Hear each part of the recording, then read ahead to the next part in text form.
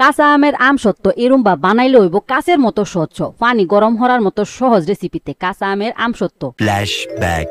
আসসালামু আলাইকুম প্রিয় ভাই বোনেরা, আশা করি আল্লাহ রহমতে ব্যক্তি বালা আছেন, আমরাও বালা আছি আলহামদুলিল্লাহ। আজকে লগে কাঁচা আমের টক ঝাল আমসত্ব রেসিপি বানায় দেখাম।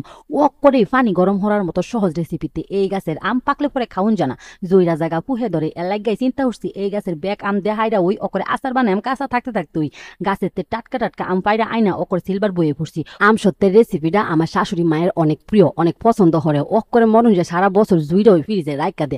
অবশ্য বেশি মজা যদি ওতে কি আর থায় সেদ্রা বেটার জ্বালা যাওগা ব্যাগটা আম কাইডা হাইরা পানির মধ্যে থইতাছি, পানির মধ্যে না থইলে আবার আমটি কাইলা কাইলা হয়ে যাবো। বৈশাখ মাস আয়ে পড়ছে, এই কয়দিন পরে ওই কিন্তু আমের বয়ারি শক্ত শক্ত হয়ে যাবো।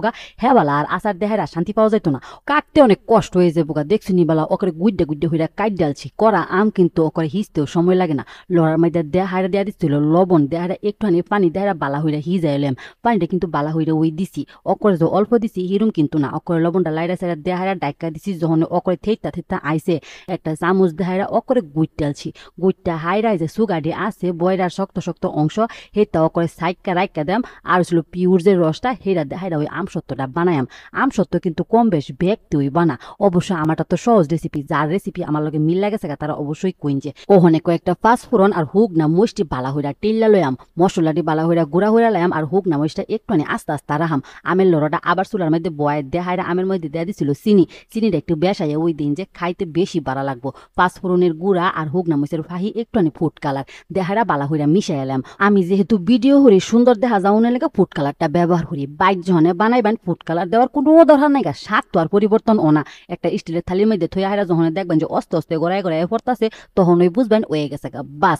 ওখানে খালি দেয়া দিবেন স্টিলের বাড়ি বা থালির মধ্যে একটুখানি হৌরার তেল না মিশাইয়া হাইরা আমটা দেহাইরা সমান জায়গার মধ্যে রৈদ দেহাইরা থই দেন। বাহিকাম রৈদে ওই হরবো। আর এই আমসত্ব হোগাইতে কিন্তু বেশি রৈদ লাগে না। আমি 2 দিন রৈদে দিছি পরে ওই করে টাইম না গেছে যতানি বাড়ি বা পাতলা দিবার চাইন হে আনতা যে ওই দিন যে আমি একটু মোটা হইরা ওই দিলাম। আমার টাইম মোটা হইরা দেওয়া ওই ভাল লাগে। তবে আমরা যদি অকরে কাগজে লসুন পাতলা দিবার চাইন তা পাতলা হইরা দিবেন, কোনো সমস্যা হই নাই গা।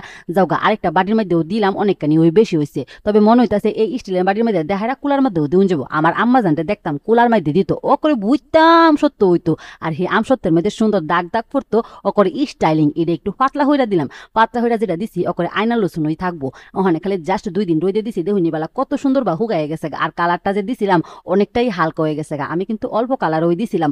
করে আয়না লসুন চকচকা হয়েছে। এবারাতে হেবারা কি সুন্দর ওই দেখা যাইতাছে দেখছি নিবালা।